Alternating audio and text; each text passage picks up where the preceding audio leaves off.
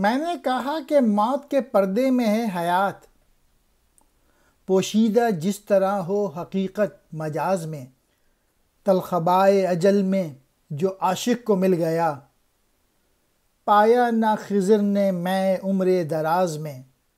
اوروں کو دیں حضور یہ پیغام زندگی، میں موت ڈھونڈتا ہوں زمین حجاز میں۔ آئے ہیں آپ لے کے شفا کا پیام کیا، رکھتے ہیں اہل درد مسیحا سے کام کیا۔ اقبال نے اس پیشوا کی بات سن کے اس کو جواب دیا کہ جس شے کو تو موت کہہ رہا ہے وہ بیسیکلی زندگی کا ایک ایسا رخ ہے کہ جو کہ سب کو آنی ہے۔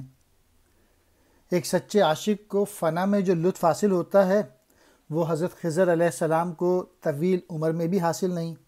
سو جناب زندگی کا یہ پیغام جو ہے یہ دوسروں کو دیں۔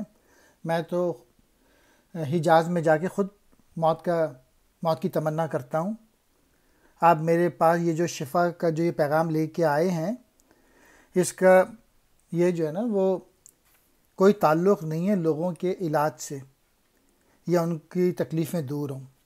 اس نظم کا پس منظر یہ ہے کہ انگریز جو ہیں وہ حجاز میں ہسپتال بنانا چاہتے تھے، اس لیے رقم ان کو درکار تھی، تو اس لیے ہندوستان میں وہ چندہ اکٹھا کر رہے تھے۔